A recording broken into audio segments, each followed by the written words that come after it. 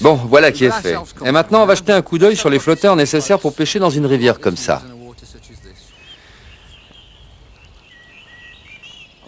Je fais moi-même tous mes flotteurs avec de la plume de paon, bien que l'on trouve à l'heure actuelle de très bons flotteurs dans les boutiques spécialisées. La raison en est simple, c'est parce que je pêche dans des eaux très diverses au cours de la saison. Et je suis confronté à des profondeurs variées, à de nombreuses espèces de poissons. En les fabriquant moi-même, je couvre mieux toutes ces situations.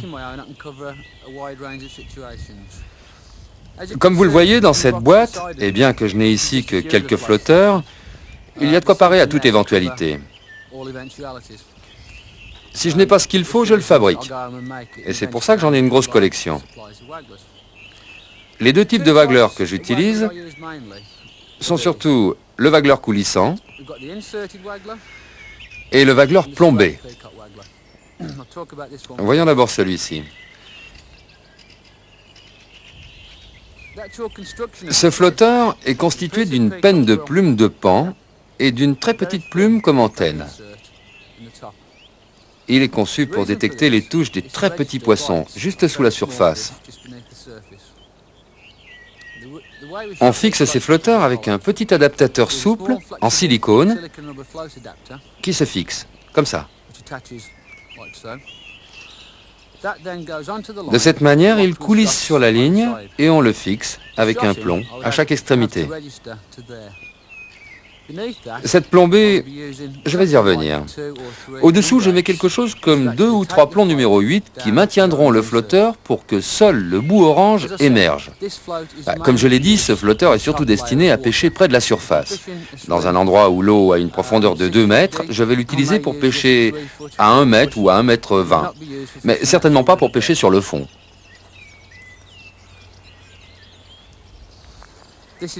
Maintenant, un autre flotteur bien spécialisé. Pendant les mois d'hiver, après les fortes pluies, le courant est évidemment plus rapide. Quand l'eau est froide, il est parfois nécessaire de placer l'hameçon près du fond. Dans ce cas, il ne faut pas utiliser le premier waggler qu'on a examiné. Cette antenne est trop fine et disparaît sous l'eau sous l'effet de la plombée et du courant. Ce qu'il faut faire alors, c'est fixer sur la ligne un flotteur plombé. Et le plus souvent, placer davantage de plomb sur le bas de la ligne. Parfois, je fixe l'équivalent de 5 ou 6 numéros 6 sur un flotteur comme ça, avec un numéro 8 sur l'empile parce que je veux que l'hameçon reste près du fond. Voilà donc les deux types de flotteurs que nous allons utiliser. Dans une rivière comme celle-ci, je n'emploie pas de flotteur avec corps. Je sais que certains pêcheurs le font, mais pour la pêche que je pratique, j'aime mieux une plume de paon plus longue ou plus grosse. Bon, jetons un coup d'œil sur les bas de ligne. Malgré les deux types de flotteurs, les bas de ligne sont les mêmes. Dans les deux cas, il s'agit de cannes en bord de 4 mètres de long. Et surtout, j'utilise un seul et même moulinet. Et c'est important pour tous les pêcheurs débutants. Je vois beaucoup de pêcheurs qui sont équipés d'une canne pour les wagglers ordinaires, d'une autre pour les sticks, une autre pour les wagglers lourds. Moi, je me sers des mêmes cannes et moulinets pour toutes les situations. La raison en est simple. Quand je change de canne, au cours d'une partie de pêche ou d'un concours, j'ai retrouvé le même poids, le même équilibre, les mêmes lignes. Et je pêche mieux que s'il fallait que je me réadapte à chaque fois. Pour moi, c'est une chose très importante. Pour ce qui est du moulinet, vous pouvez voir que j'utilise un Abus 507. Malheureusement, on ne les fait plus. Moi, pour ma part, j'en ai 6 et j'en suis heureux. Mais si vous en avez un ou deux de trop, pensez quand même à moi. Ce que je fais, c'est monter dessus ce type de bobine. Vous voyez ?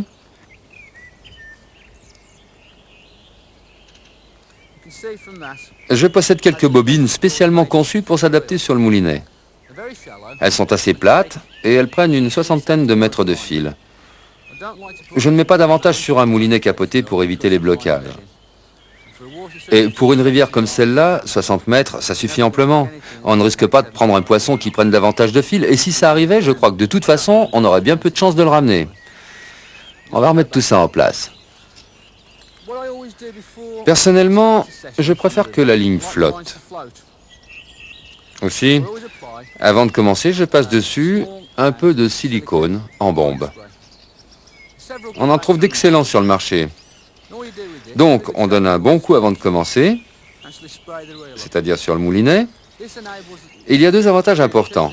La ligne flotte bien sur l'eau et il y a moins de friction sur le fil au niveau du moulinet. Quand on travaille un gros poisson, il faut éviter à tout prix que la ligne ne râpe sur le moulinet et ne frotte sur les anneaux. Il y aurait alors risque de casse. À l'heure actuelle, on utilise des lignes assez légères. Celle-ci, c'est du 12 centièmes. S'il y a abrasion de la ligne au niveau du moulinet ou sur l'un des anneaux, ou si vous accrochez un gros poisson, ça risque de vous coûter un concours de pêche. C'est pourquoi je prends des précautions.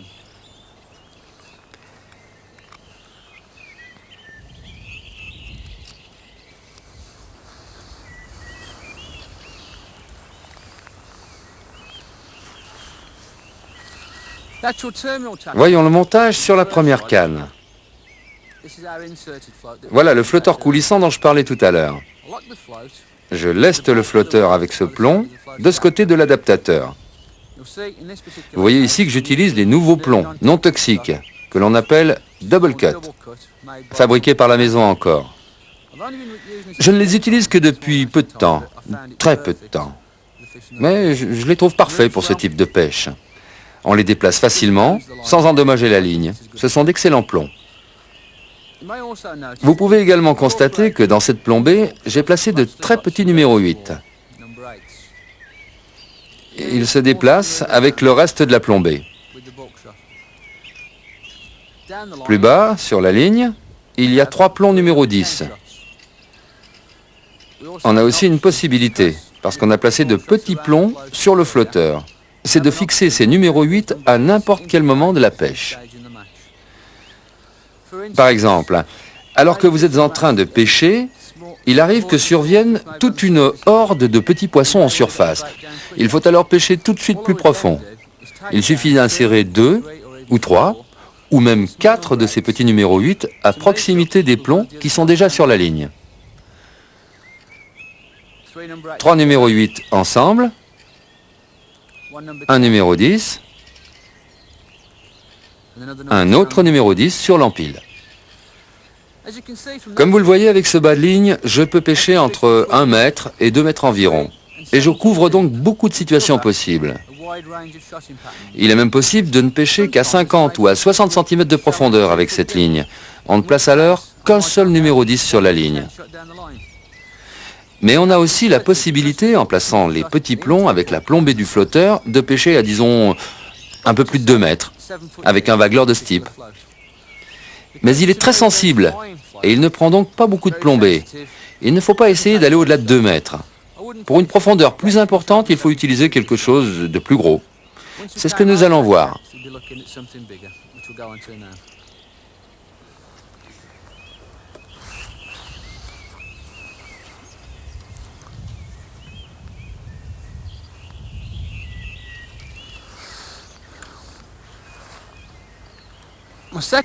La seconde ligne que j'ai montée pour aujourd'hui ressemble beaucoup à la première.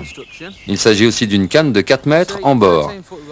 Il y a exactement le même moulinet, de marque Abou, avec un fil de 12 centièmes. J'ai pulvérisé dessus du silicone. Ce qu'il y a de bien avec ce type de ligne, c'est que quand il y a du vent, comme aujourd'hui, et ici en général, le vent est assez fort, parfois même très fort. Eh bien alors, je pêche avec la ligne sous l'eau. La ligne est plongeante. Mais quand il n'y a pas de vent et que la surface de l'eau est calme, alors je la laisse flotter. Ce vagueleur ressemble beaucoup au précédent. Une plume de paon, un peu plus grosse, une antenne en plume de paon également, plus grosse. Et cette fois encore, il est bloqué avec le même type de plomb, non toxique. Il y a donc ici les 2 plombs de blocage et un numéro 1 pour compléter l'équilibre de la ligne. Plus bas, sur le bas de la ligne, remarquez que j'ai placé 3 numéros 8, en les groupant. Comme sur l'autre ligne, je peux les déplacer à volonté. Et là, je vais commencer en les plaçant assez bas. J'ai déjà pêché sur cette rivière, et je me suis rendu compte que parfois, il était nécessaire de pêcher avec 2 types de bas de ligne. Plutôt que de déplacer la plombée, j'aborde le concours avec 2 lignes que j'utilise selon les circonstances. Par exemple, si je pêche à une profondeur d'1 mètre et qu'un bateau vienne à passer, je ne perds pas de temps à changer la plombée sur ma ligne. Je prends celle-ci. En effet, le poisson apeuré s'est réfugié au fond. Avec cette ligne, je peux en pêcher quelques-uns. Ensuite, avec l'amorce, les poissons remontent peu à peu. Il me suffit de changer à nouveau de ligne pour continuer à pêcher comme avant. Vous voyez ici 3 numéros 8. Un numéro 10, un numéro 10, un autre numéro 10 en dessous. Je vous montre maintenant la manière dont j'attache l'empile avec l'hameçon sur la ligne. Il existe beaucoup de méthodes différentes. Je connais des pêcheurs qui utilisent des boucles, d'autres des nœuds, etc. Il y a des années, j'ai participé à un grand concours de pêche, à quelques kilomètres d'ici. À l'époque, j'utilisais 2 boucles, une sur la ligne et une sur le bas de ligne. Eh bien, mon ami Kevin Ashert, que je considère toujours comme un des grands virtuoses de la pêche, est venu me voir et m'a dit de laisser tomber mes boucles. Il m'a montré un nœud, celui que je vais vous apprendre. Je l'utilise depuis 4 ans et je trouve que c'est le plus pratique de tous.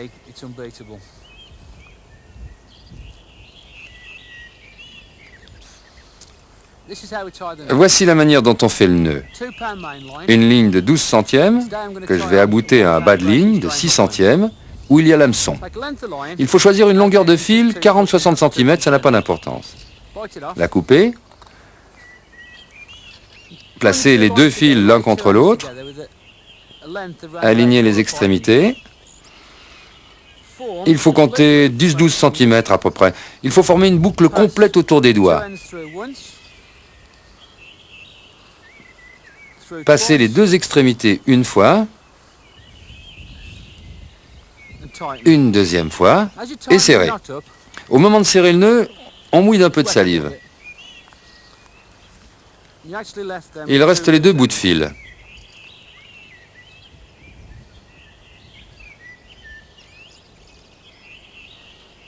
Ce sacré vent ne facilite pas les choses. Pour ces 2 bouts, on peut simplement les couper avec les dents. Mais pour que la finition soit parfaite, j'utilise personnellement un coupe-ongle, très utile aux pêcheurs pour couper les nylons, pour faire des montages. On coupe les bouts à ras. On obtient ainsi un nœud parfait. Il ne laisse pas de sillage dans l'eau comme une boucle. Il est aussi solide que n'importe quel nœud, et pour ma part, il ne m'a jamais causé de problème depuis que je l'ai adopté. Si je suis obligé de casser ou si c'est un poisson qui casse le fil, en général, la rupture se fait plus bas que le nœud, soit au niveau de l'hameçon, soit un peu plus haut. J'ai une entière confiance dans ce type de nœud. Autre étape du montage de ce bas de ligne. Nous avons un fil de 40 ou 60 cm de long sur lequel il faut fixer l'hameçon.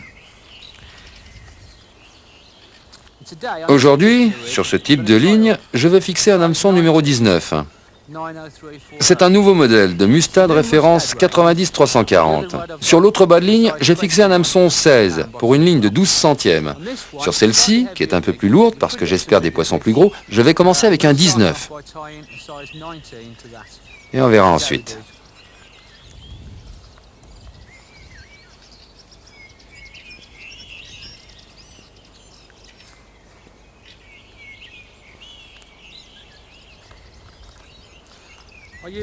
J'utilise un appareil à monter les hameçons. Beaucoup de gens attachent à la main, mais moi, je trouve que c'est un gadget très utile. Il faut un peu d'expérience.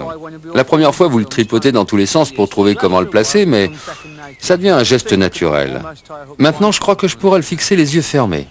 On fixe l'hameçon dans le petit étau, on tourne la grosse vis qui se trouve au-dessus, et on pousse le cavalier métallique. Vous voyez ? Il coulisse. On le pousse avec les 2 crochets, de cette manière. Le processus est très simple.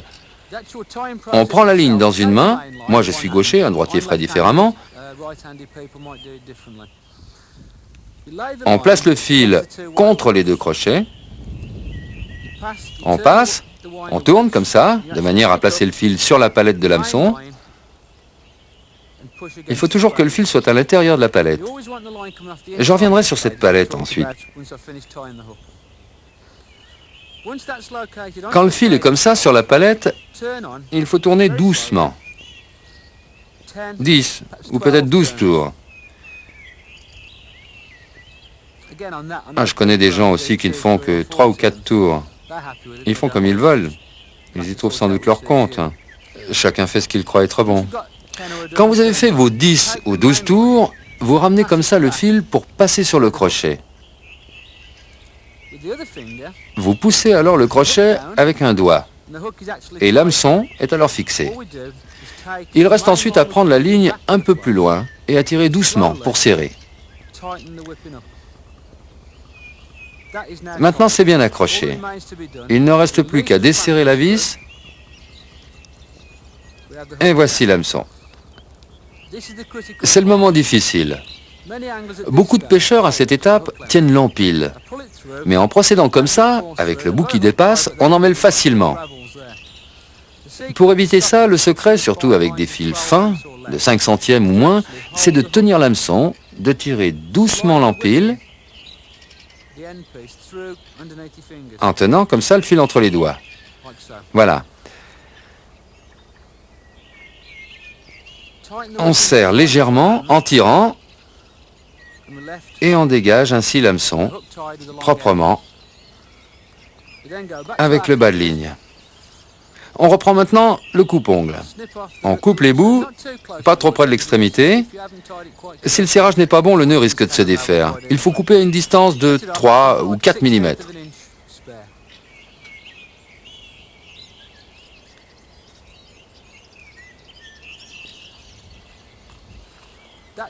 Voilà, le bas de ligne est maintenant complet.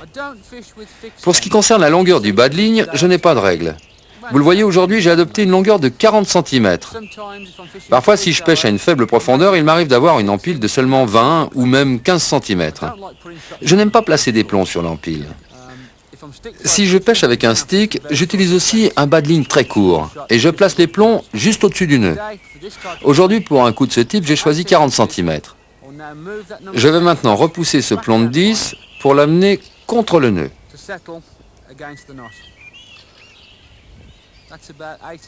Il se trouve donc à 40 cm environ de l'hameçon. Au-dessus, il y a encore un numéro 10. Et au-dessus, il y a le lest du Wagler. Voilà donc le montage. On est prêt pour commencer à pêcher. Mais d'abord, il faut parler des èches. C'est peut-être le point le plus important pour la pêche. Si l'èche n'est pas bonne, un bon matériel ne sert à rien. Voyons ce qu'on va utiliser aujourd'hui. Tout d'abord, je vous dis un mot des asticots. J'ai acheté aujourd'hui 2 bons litres d'asticots teintés, en l'occurrence des Gozer bronzés, dans une boutique de pêche. Les bronzés, les rouges, quelques jaunes. Je préfère avoir des asticots de différentes couleurs, car ça ouvre les possibilités. En concours, je peux commencer à pêcher quelques poissons avec les bronzés. Plus tard, quand le poisson devient un peu plus méfiant, je tente ma chance avec des rouges ou avec des jaunes. Ça ne marche pas toujours, mais ça permet parfois de faire la différence à l'arrivée avec quelques poissons en plus. Comme c'est l'été, comme on ne le dirait pas avoir ce temps, avec ce vent et la pluie qui est tombée tout à l'heure, certains des asticots que j'ai achetés il y a 3 jours sont devenus des casters, c'est-à-dire des chrysalides d'asticots. Il y en a quelques-uns qui sont morts. Mais je ne vais pas pêcher avec. Je veux uniquement des asticots sains. C'est pourquoi je vais passer mes appâts au tamis. Je vais vous montrer comment. On place les asticots sur le tamis. On secoue pour faire passer la farine de maïs. Les asticots passent ensuite.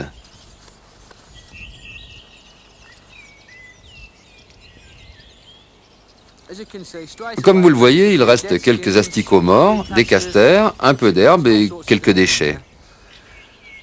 Après une partie de pêche ou un concours, je ne jette pas les èches qui restent. Je les mets au réfrigérateur. Si elles n'ont pas plus de 3 ou 4 jours, elles ne sont pas fripées. Je les utilise pour la prochaine fois. Et si elles ne sont pas toutes en bon état, j'utilise le tamis. Je jette ensuite les asticots morts, les déchets, bien sûr. J'ajoute une poignée de farine de maïs.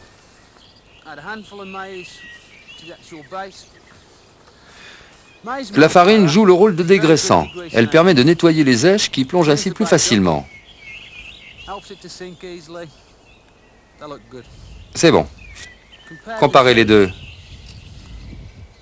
Si j'étais un poisson, je saurais quoi choisir. Sans hésitation. J'ai également apporté un peu de castor. J'ai un petit truc pour les conserver frais quelques jours. En général, quand on achète les castors à la boutique, on vous les donne dans un sac en plastique, comme ça. Moi, dès que je rentre chez moi, je les mets dans une boîte comme celle-là. Je recouvre d'un film fin de polyéthylène et je ferme bien le couvercle. Je peux ainsi les conserver une bonne semaine. Si vous les laissez dans le sac, ils meurent très vite. Ils deviennent aigres. Ils ne durent pas plus de 2 ou 3 jours. Je vous conseille d'essayer mon truc. Pour compléter les castors, j'ai amené aussi un peu de chène-vie, car cette èche peut être très utile. J'achète le chène-vie par sac de 20 kg chez un grainetier. C'est ce qui revient le moins cher.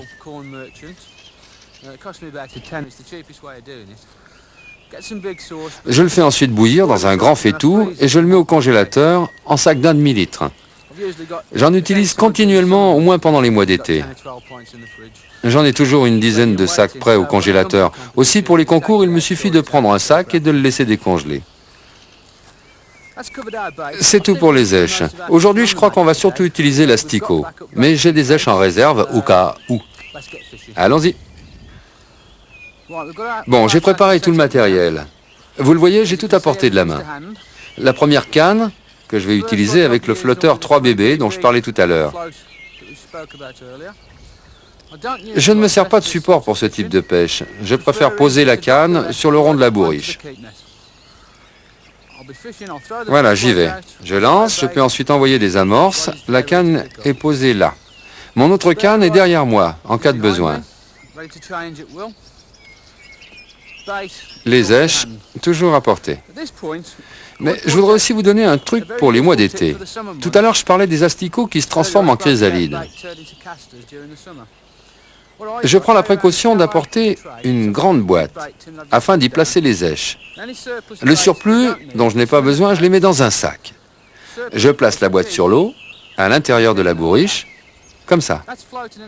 Le plateau flotte au frais et les asticots ne sont pas brûlés par le soleil. Même si aujourd'hui on ne risque pas grand-chose à cet égard. Ma réserve d'èches, les castors et le chène-vie. Je garde les castors dans l'eau afin qu'ils ne flottent plus. C'est indispensable.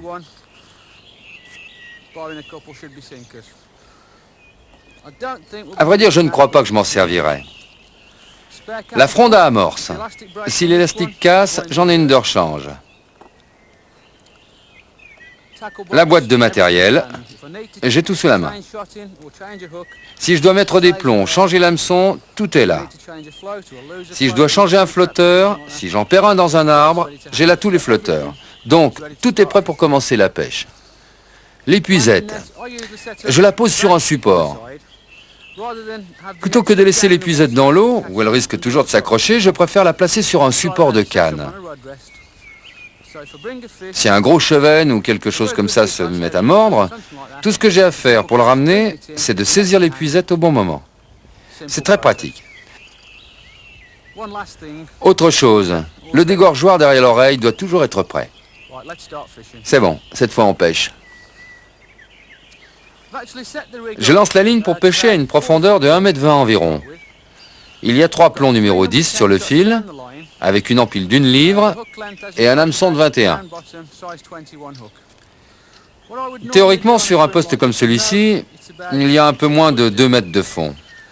Il faut commencer par envoyer un peu d'amorce. Certains pêcheurs préfèrent la fronde avec un godet, et d'autres la fronde avec une poche. J'aime mieux la seconde. C'est assez simple, hein, il faut prendre des asticots bien visés et tirer. Tout de suite, il y a des vandoises qui s'approchent, c'est bon signe. On en envoie un peu plus. Je crois que c'est un bon jour. Personnellement, au lieu de pêcher tout de suite, je commence à envoyer de l'amorce sur tout le poste. Ici, La surface est assez importante. Si c'était un concours, le pêcheur d'à côté serait à 15 ou 20 mètres. Il y a sans doute pas mal de poissons aux alentours. Je lance de l'amorce un peu plus bas sur le poste. Ah, c'est plus tranquille par là. Et j'amorce aussi plus haut. On dirait que c'est là que sont les vandoises. Quand l'amorce tombe, je vois leur remous en surface. Oui, il y en a beaucoup ici. Bon, allons-y. La ligne, 1,20 m de profondeur et 3 plombs numéro 10. J'ai 3 numéro 8 en réserve, au cas où il faudra un peu plus de profondeur. On commence à pêcher. Il y a différentes méthodes pour pêcher les vandoises. On les prend parfois près de la surface, d'autres fois il faut pêcher profond et modifier la plombée pour mieux sentir les touches sur le flotteur. Ce type de montage permet deux éventualités. D'abord, pour commencer, je vais essayer de pêcher près de la surface, des deux façons différentes, pour voir comment ça marche. Il faut un bel asticot pour l'hameçon.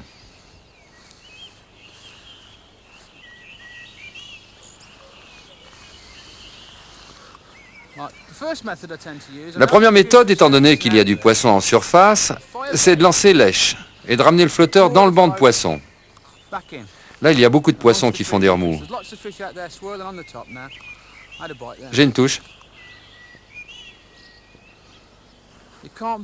Il n'y a rien de mieux qu'un moulinet capoté pour ce type de pêche.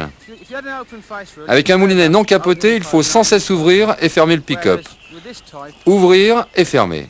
Avec celui-ci, il suffit d'appuyer sur le bouton, de libérer la ligne, de l'embobiner, etc. Encore une fois, on lance d'abord, on amorce. Il y a beaucoup de poissons. Je distribue l'amorce à cet endroit au milieu de la rivière. Je ramène au milieu des remous du poisson. Une touche. Ah.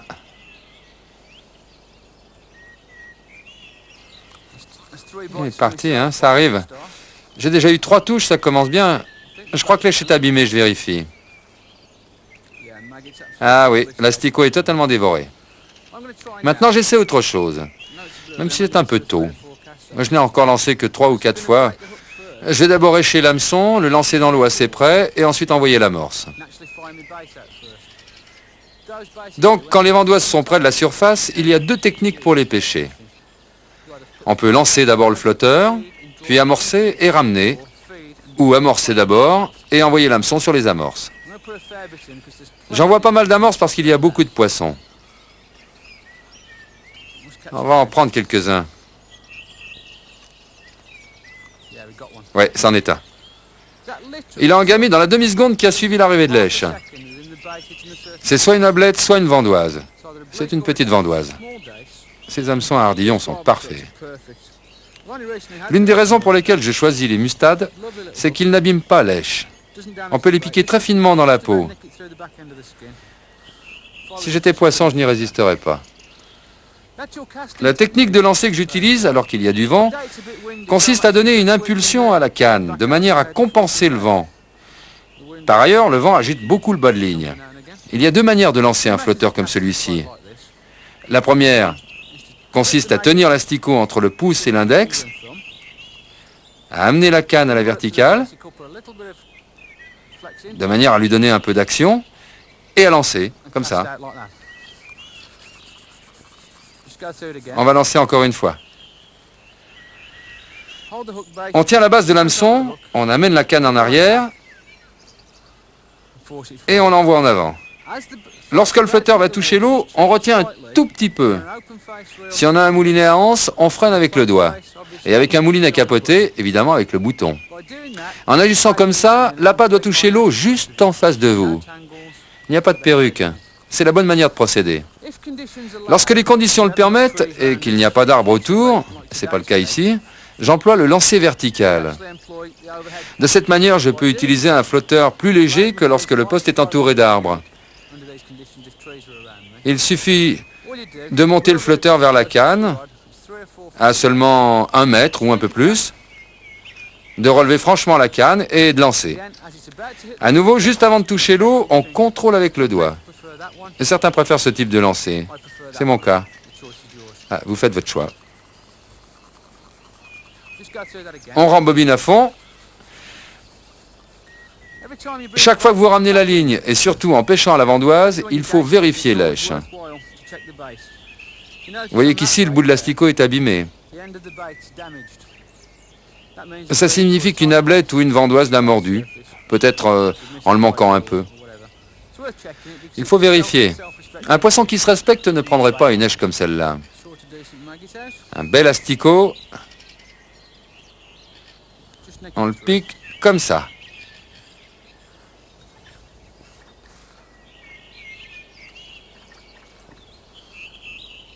En arrière, on lance, on donne un peu de mou, on appuie sur le bouton. Si j'ai une touche alors que je tiens la fronde, c'est très facile de saisir la canne. Et je ferre le poisson.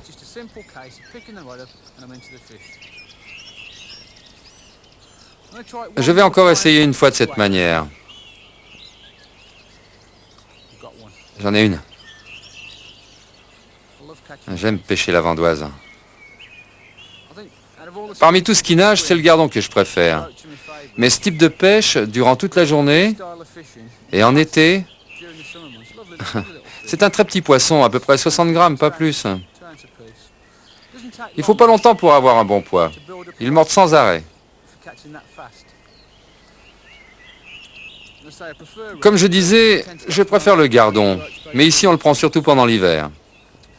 Un bel asticot, mais cette fois j'amorce d'abord. La canne sur la bourriche.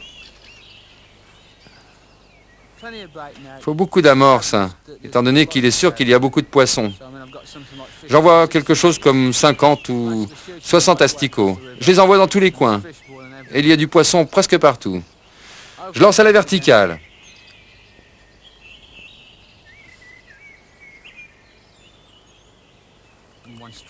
Tout de suite une touche. Extra. Il faut que je vous dise qu'à cette étape, lorsque je pêche, j'essaie d'évaluer à l'aide de la canne la profondeur à laquelle j'ai attrapé le poisson. Cela me permet de mieux adapter le matériel. Souvent au cours de la journée où l'on pêche à 3 mètres ou 3,50 mètres de profondeur, il arrive que l'on prenne un poisson nettement plus près de la surface. Lors d'un concours, je change couramment de profondeur. Lorsque le poisson a disparu, je tente ma chance à d'autres profondeurs. Ensuite, je reviens souvent à la profondeur précédente, dans la mesure où c'est là que j'ai attrapé le plus gros de mon poisson. Mais plutôt que de mémoriser des chiffres, 1 mètre ou 1,50 m, je mesure directement sur la canne. Il suffit de tenir l'hameçon contre le talon de sa canne et de repérer la profondeur en fonction des anneaux. Celui du haut, du milieu, etc. Quand je pêche comme aujourd'hui à faible profondeur, le repère c'est le 4e ou le 5e anneau, à quelques centimètres de différence. Maintenant, je tente d'attraper le poisson avec une profondeur un peu moindre. Avec toutes les amorces que j'ai envoyées, beaucoup de poissons sont venus s'agiter en surface. Je reviens à notre montage initial. Je vais glisser les 3 numéros 8 vers le bas contre le premier numéro 10. Le plomb bébé, il est vraiment excellent. Il se fixe bien. Il se déplace facilement, mieux que les plombs classiques. Il est un peu plus gros, mais les poissons s'en moquent, je crois. Je le glisse, comme ça. J'ai un repère précis de la profondeur à laquelle je pêchais auparavant. Si ça ne donne rien à la nouvelle profondeur, ça ne donne pas toujours, je reviendrai à la première. Maintenant, je pêche environ 1 mètre. Toute la plombée se trouve alors près du flotteur, sauf un numéro 10 qui est plus bas, juste au-dessous du nœud de l'empile. Là, je vais essayer comme ça. J'envoie l'amorce avant de lancer, puis je ramène la ligne dans la zone amorcée. On va voir.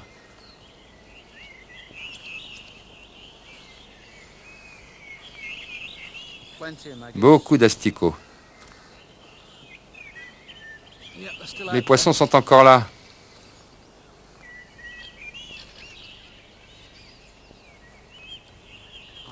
Tiens, j'ai manqué une touche. Parfois, même quand les poissons sont près de la surface, il vaut mieux pêcher un peu profond. Ce qui se passe ici... comme ça va. Ce qui se passe, c'est que les poissons engament si vite qu'ils sentent la résistance du flotteur. Ils se jettent sur l'èche quand elle touche l'eau, et sentant la résistance, ils la rejettent. Au contraire, en pêchant un peu plus profond, on a plus de chances de prendre des poissons de ce type, car ils sentent moins la résistance, la ligne étant plus lâche. Voilà, j'essaye. J'alterne en permanence entre lancer d'abord et amorcer d'abord et lancer ensuite. Je crois que ce qui a le mieux marché pour l'instant, c'est amorcer d'abord. Ça ne prend pas plus de temps. Quand vous avez un peu d'expérience de la vandoise, vous avez des touches rapidement, étant donné que le poisson engame près de la surface. Pour le chevenne, il arrive aussi que le poisson remonte et qu'on le prenne à la même profondeur. Mais un peu plus bas, en aval, j'ai souvent attrapé les gros chevennes à 3 mètres ou 3 mètres et demi ou 4 mètres de fond. Ce n'est pas le cas ces jours-ci, mais quand ça l'est, il faut s'en apercevoir rapidement et changer de profondeur. Si on tarde trop, on passe à côté de beaucoup de poissons. Et de la victoire si c'est un concours. Ça ne marche pas bien. Je vais lancer encore une fois, et si ça donne rien... Ah, j'en ai un. Ah, c'est toujours comme ça. On se donne un coup de plus, on prend quelque chose et on continue après. Peut-être à tort. Ah, il est beau celui-là, une belle vandoise. Beau poisson. Près de la surface, parmi ces poissons, il y a aussi des ablettes. Elles sont très différentes des chevennes et ressemblent aux vandoises. Elles sont assez grasses, avec une bouche placée bas et une belle couleur bleue sur le dos. Mais une ablette de cette grosseur serait vraiment une belle pièce. On va faire un nouvel essai avec ce montage. Un asticot. Lancer. Pour l'instant, je lance au-delà de la zone amorcée. Et je ramène l'èche dans le banc de poisson qui s'est formé. Et ça ne donne pas comme je voudrais. Peu de touche. Non, c'est pas bon, c'est pas bon. Je pourrais continuer à pêcher comme ça et je prendrais peut-être quelques beaux poissons. Mais il n'y a plus le rythme de tout à l'heure. Je vais donc recommencer à pêcher plus profond.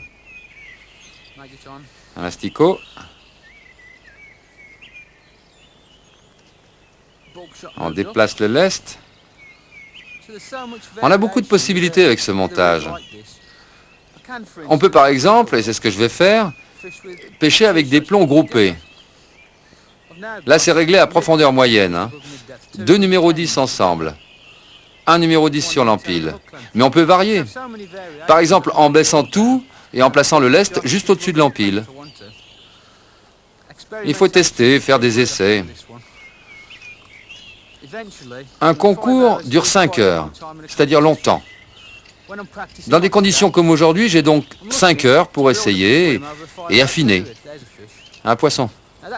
Maintenant, il faut 2 à 3 secondes pour que le flotteur indique la touche.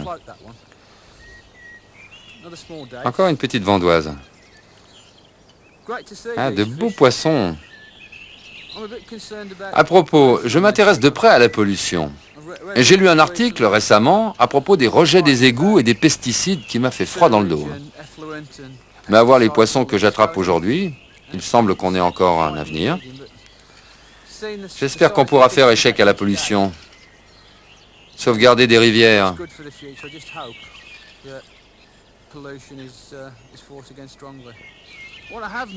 J'ai remarqué quelque chose avec ces derniers lancers. L'activité de surface a disparu. Je crois donc que c'est le moment de pêcher plus profond. Et ensuite, j'essaierai peut-être de tenter ma chance en lassant sur l'autre coup, pour prendre quelques chevennes. Je sais qu'il y a là des chevennes, et il se pourrait bien que c'est parce qu'ils sont apparus que les vandoises se sont calmées. Essayons, c'est bon. C'est une touche. Je vais quand même tenter de pêcher plus profond. C'est une ablette, elle ressemble aux vandoises. Elles ne deviennent pas beaucoup plus grosses que ça, elles ont une bande verdâtre sur le dos. Elles sont très vives, avec une bouche en dessous. On va changer un peu de bas de ligne.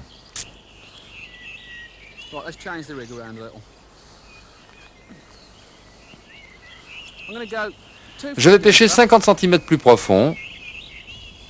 Et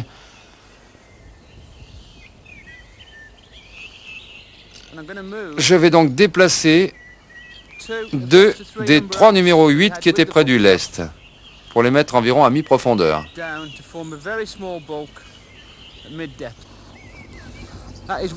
Ça, sur cette rivière, c'est un problème en été. Il y a beaucoup de bateaux. Parfois, j'ai l'impression qu'ils dérangent plus les pêcheurs que les poissons.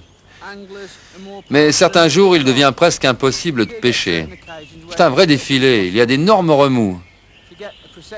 C'est un peu frustrant quand vous êtes installé bien tranquille pour pêcher. Ils se suivent sans arrêt et font de grosses vagues. Maintenant, j'ai donc réglé le bas de ligne pour pêcher plus profond et je mesure sur la canne. J'ai une plombée à mi-hauteur, 3 numéros 8 et un numéro 10. Et un numéro 10 sur l'empile. On va essayer ça. Au début, quand l'hameçon descend, le flotteur sort beaucoup. Ensuite, la plombée le redresse et le numéro 10 le fait descendre un peu. La difficulté, bien entendu, tiens, une touche, c'est de trouver la bonne plombée. Lorsque le poisson en gamme, le dernier numéro 10 est soit repoussé vers la surface, soit entraîné par la réaction de la prise. Et il y a donc, dans les deux cas, signal sur le flotteur lui-même, entraîné soit vers le bas, soit soulevé. J'ai l'impression qu'il y a du cheven dans le coin. Ah, je n'attrape rien avec cette ligne. Durant une compétition qui dure 5 heures, on passe par différents types de problèmes. Il peut y avoir un banc de cheven sur le poste qui repousse les vandoises. Il peut y avoir aussi un brochet dans le coin, ou bien le dérangement du haut bateau. Ou tout simplement, si vous avez pris beaucoup de poissons, les vandoises peuvent être gênées par toute cette agitation. Quant à moi, cette fois, je voudrais bien prendre quelques chevennes pour finir en beauté. La journée a été bonne, j'ai pris pas mal de vandoises, mais les chevennes me boudent encore. Je vais essayer avec un bas de ligne plus lourd, avec une plombée plus importante.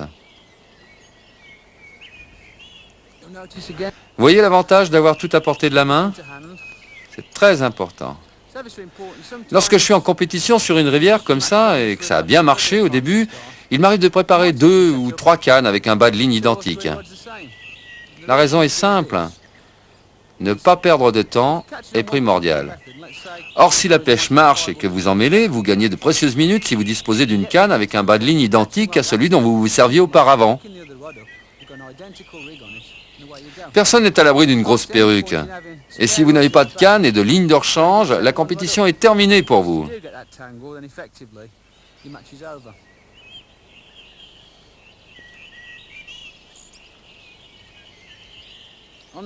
Sur ce bas de ligne, il y a 3 numéros 8, assez bas sur le fil. Et le flotteur est plus lourd. Je crois que je vais maintenant lancer un peu plus loin sur la rivière, car j'ai l'impression que des chevennes sont dans le coin. Pour le cheven, à cette époque de l'année, on utilise un bouquet de 2 asticots. J'ai un hameçon de 19 et les èches sont bien piquées. Essayons. Pour commencer, j'ai emmêlé le bas de ligne.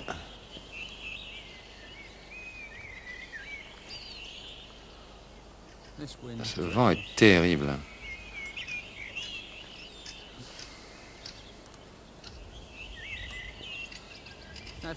Dans un cas comme ça, j'envoie beaucoup d'amorces en espérant que le cheven va s'y intéresser.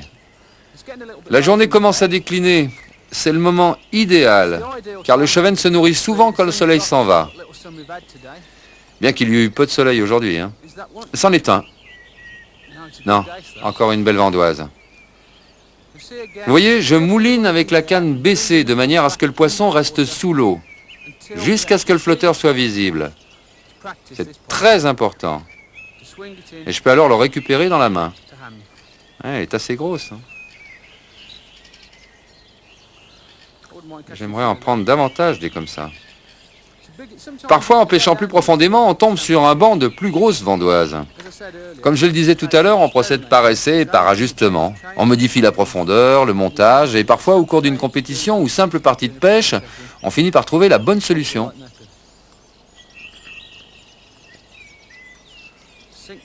Une ligne plongeante. J'ai encore beaucoup d'èches et je peux donc bien amorcer.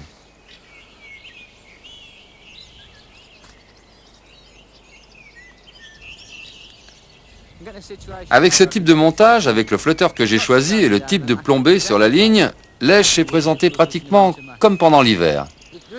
Il n'est pas impossible qu'un chevenne s'y intéresse. Ah, une touche. Cette fois, c'est vraiment un chevenne. Là, c'est le moment critique. Il ne faut pas lever la canne trop haut.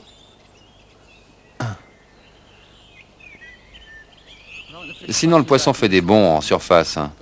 Mais je sais aussi qu'il y a un herbier près du bord, des nénuphars. Il n'est pas très gros. Ah, il y en a beaucoup plus gros dans ces eaux. Il pèse peut-être 1 livre, 1 livre et demie. Il tire vers le fond. C'est pourquoi une canne dotée d'une bonne action est précieuse. Il cherche à gagner l'herbier. C'est un moment périlleux. Si vous donnez trop de fil, vous risquez de perdre le poisson. Dans l'épuisette.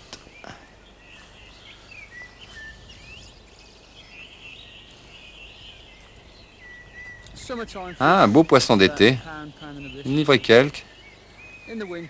En hiver, les poissons prennent des réserves et du poids. Et celui-ci pèserait sans doute plus d'1 livre et demie.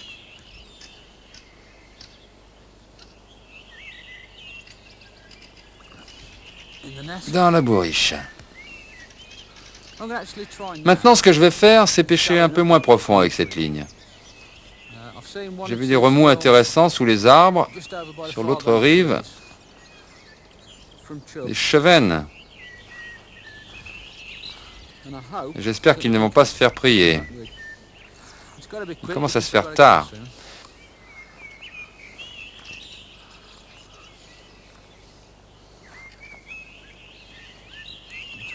Je déplace un peu les plombs.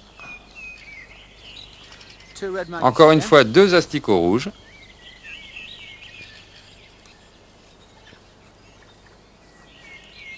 Et une ligne plongeante.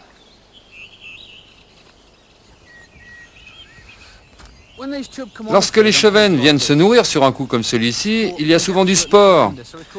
Je me souviens, il y a quelques années, j'ai eu tout ce coin pour moi tout seul toute la journée. Et j'ai pris une quantité énorme de poissons. Pas moins de 118 livres.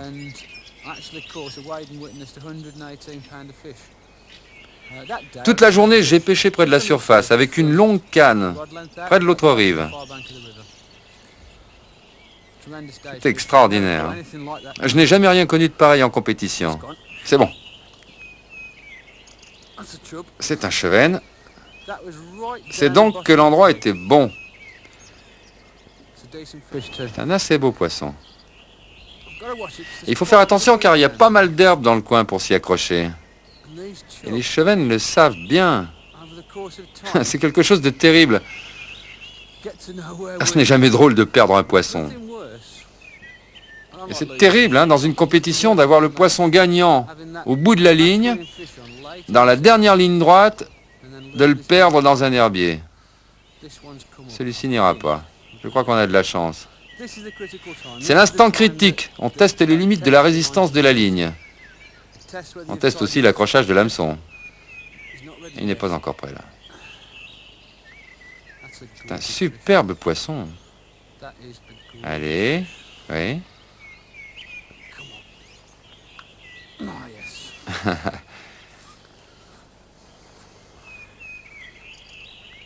C'est un beau chevenne. Plus de 1 livre et demie, peut-être 2.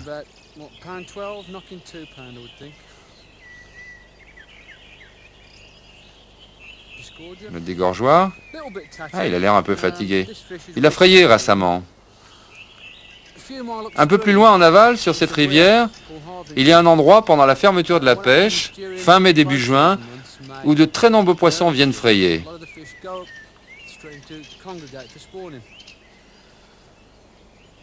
Ensuite, ils sont épuisés. Celui-ci commençait tout juste à se remettre. Encore un peu d'algues sur la ligne. Je vais essayer d'en prendre encore un ou deux. Et puis je m'en irai. Mais c'est toujours comme ça. Après le dernier poisson, je vais toujours en attraper encore un dernier.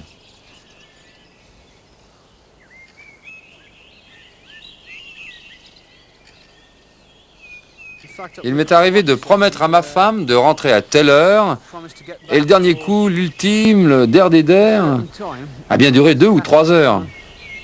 Mais le soir est si beau. La journée n'a pas été belle au point de vue temps. Du vent, de la pluie, on a tout eu. Cette fois, c'est vraiment la der des der. On pourrait y rester toute la nuit.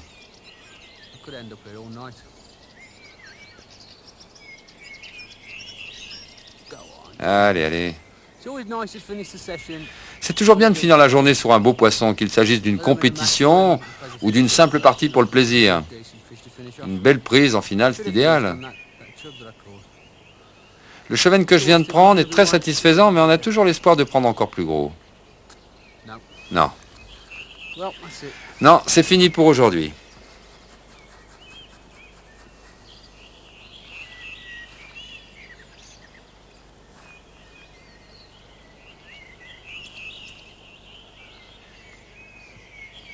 La fin d'une belle partie. Le temps m'a paru court.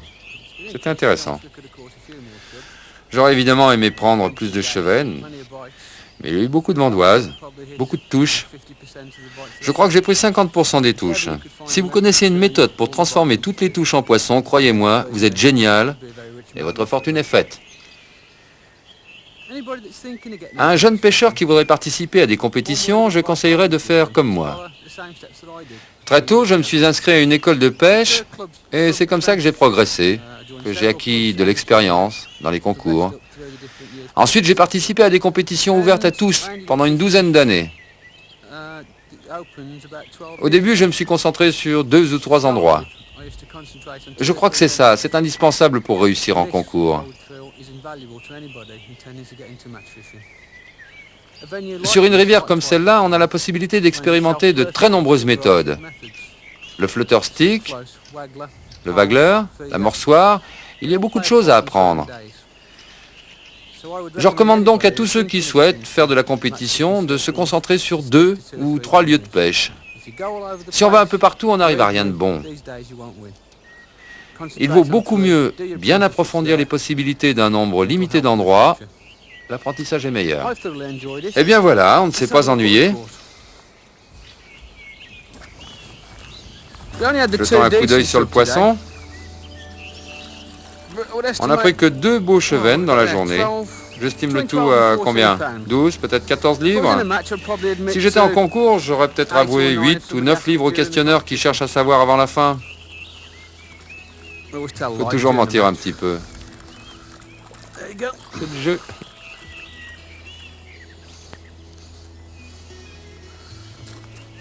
Allez-y, il y aura d'autres beaux jours.